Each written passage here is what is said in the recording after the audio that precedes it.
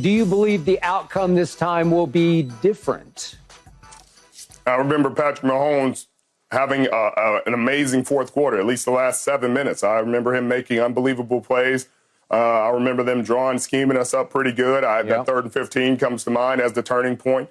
He made some unbelievable throws in the red zone. He made some plays with his legs. He did a lot of things well. Their defense stepped up, made some huge stops against our offense, and they won that game. Skip, I think it will be different this time. I think, though you guys aren't giving him enough credit, this second-year quarterback out of Iowa State is one of those guys. Skip, he's a guy.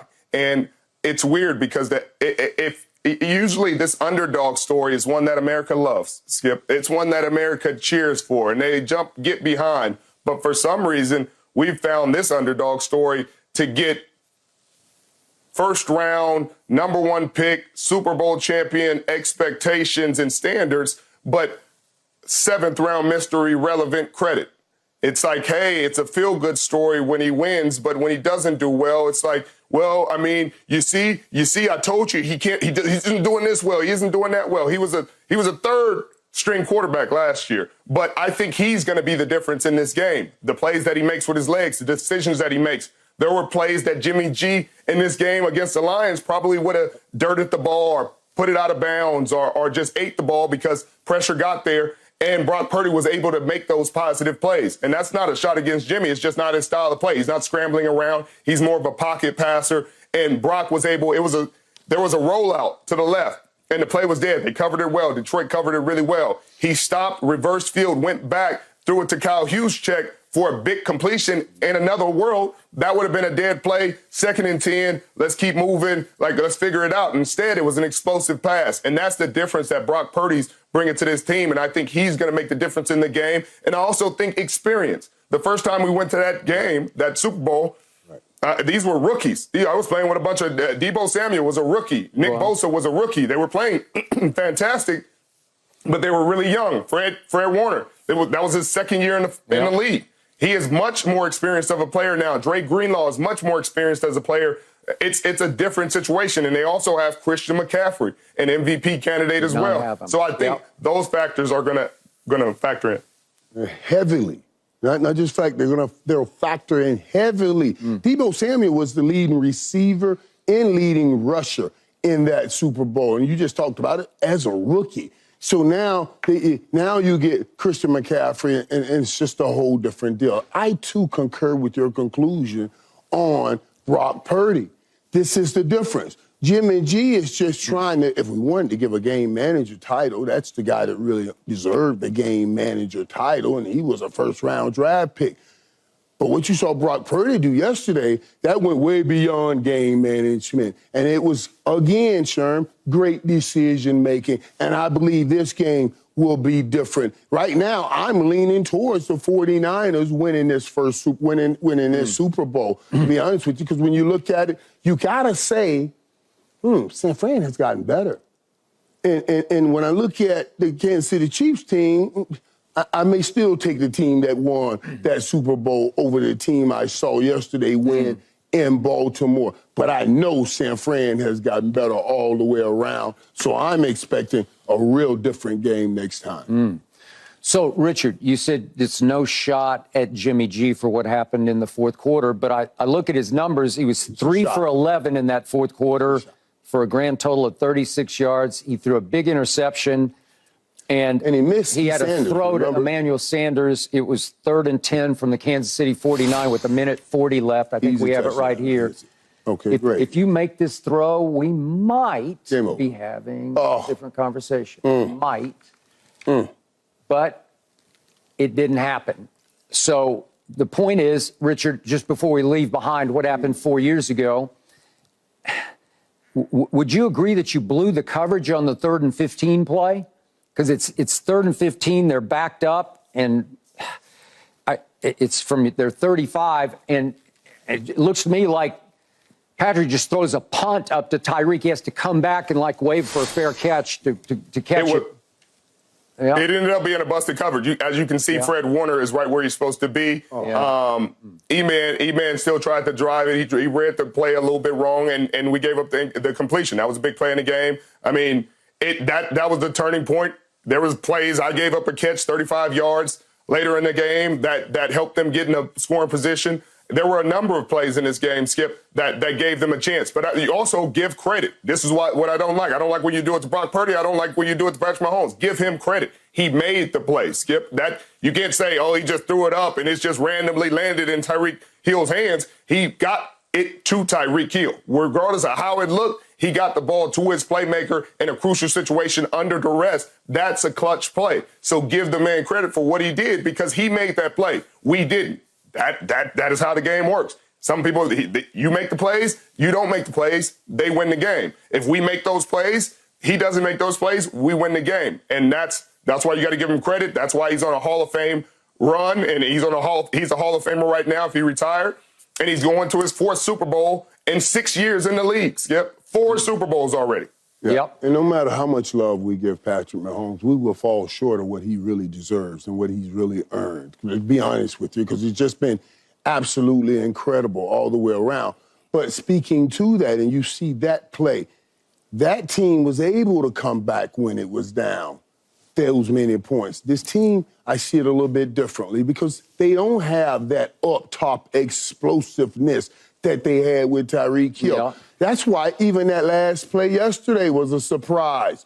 To go deep in that spot, in this moment, you caught everybody off sides. It was early. I saw some stat, prior to us. You're talking about the 32-yard to Valdez. Right, the Valdez-Scantling. That was their longest pass of the day. Right, longest pass of the day. Yeah. And prior to, I guess, the end of the season, I think I was looking at some stats, and it was, while Tyreek Hill was there, they had 44 big plays. And since he's left, they only had 2 big plays. So that's not a part of their game plan now. That's why even yesterday, if you can get up on Kansas City, you have a chance because they're making them come back. But you were not able to do it. So you got to give them credit. But this time around, without Tyreek Hill, without that ability to come back, I think this game will be different.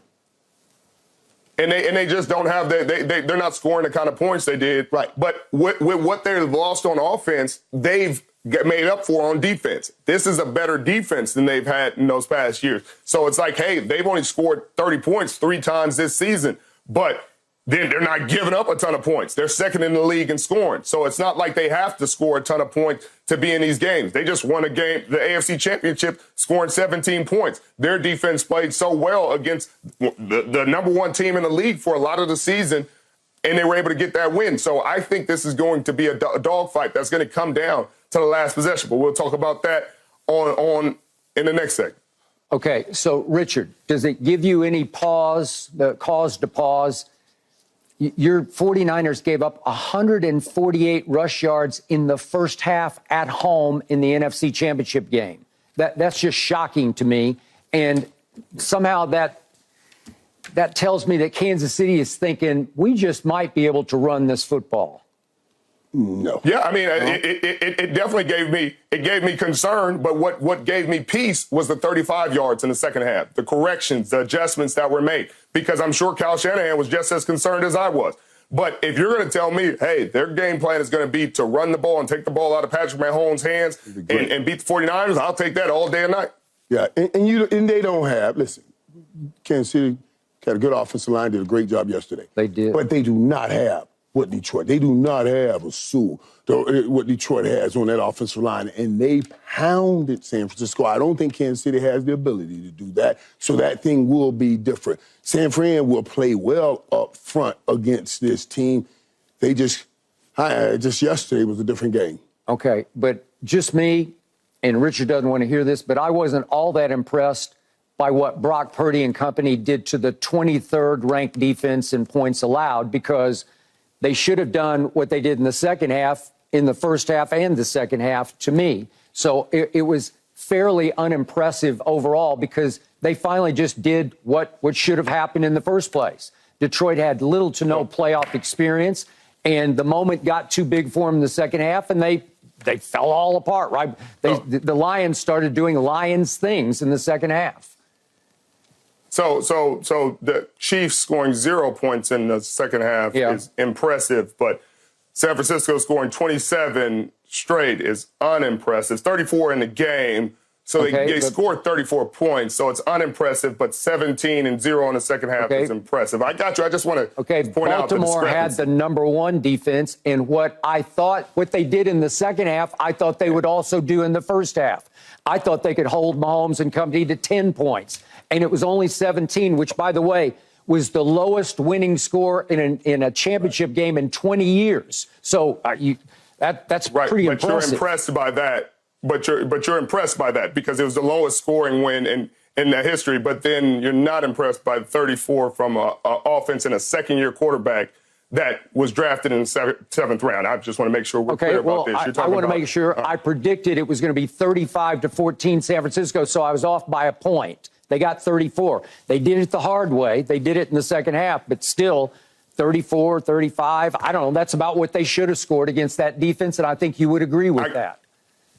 I agree. They should have scored this amount, but they did score that amount, so I'm not upset with that. But I'm just saying, I just want to dress him up in a different costume so you can give him the respect and credit he deserved. Because if his name was Patrick Mahomes, if his name was Joe Burrow and he came back 27 unanswered, if he was Justin Herbert and he came back 27 unanswered, if he was anybody else, you would be sitting here like, man, that was pretty impressive. And you're telling me this second-year quarterback who started a full season for his first year, this is the first time he started 17 games, 16 games, and he's taking his team to the Super Bowl, and you just said him coming back 27 unanswered was unimpressive. That's just concerning. Against Detroit? Really? Okay, so I've never given enough credit to Patrick Mahomes. I'm here to do it right now because I thought he was really good yesterday. He struggled in the second half because that defense is really, really good. But he did what had to get done in the first half.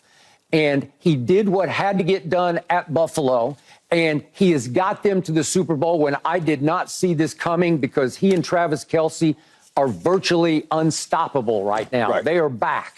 And so I'm leaning a little more Kansas City, even though they're a 1.5-point dog in this game. So here's his impressive, Skip, and their stats are almost all right. Skip, I got you, babe. Detroit. It was the Lions, Richard. Way to go. It was the NFC Championship. I know you don't really talk these games because your team's not in it very often right now, but like it's the NFC Championship to send his team to the Super Bowl. The same situation Patrick was in. All right, we got to get back to what happened in Baltimore yesterday. We got to get back to the two-time MVP, the runaway MVP this regular season. How much, if any, did yesterday damage Lamar's legacy? That's next. Thanks for watching, Undisputed fans. Do you want more highlights from the show? Make sure to click that subscribe button for all the exclusive content from Undisputed.